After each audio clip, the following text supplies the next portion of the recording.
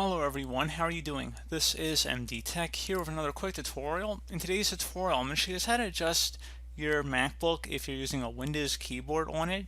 So I'm not going to go into great depths in the discussion, but basically there's a couple of very pertinent keys such as the Command and the Windows key that are generally swapped between a Macintosh and a Windows computer in terms of how they operate. So while a Mac may recognize the Control key as a Control key, it has a different function in Mac, which is a whole different key I haven't even talked about yet.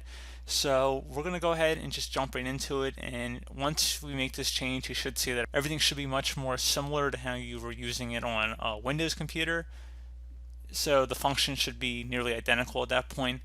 So we're going to go ahead and jump right into it. We're going to start by opening up System Preferences down in our System dock. So go ahead and left click on that. Only going to be making a couple of small changes here, by the way, so it shouldn't be too involved. But now we're going to go select the keyboard,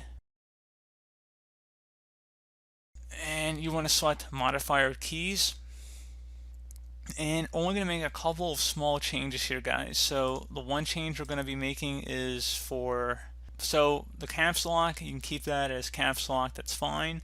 Control key, we're going to keep that as control. The option key, we're going to change that to command. So click inside this little drop down here, set it to command, and then the command key is going to become the option key. So click inside the drop down and select option. And then once you're done with that, the function key can remain the function key, the FN function, that's fine. You don't have to change any of that. So again, very straightforward process. Go ahead and select OK. And you can change some of these other settings in here too if you choose to do that.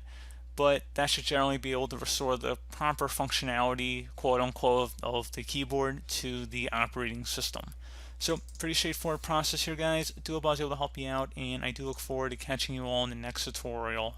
Goodbye.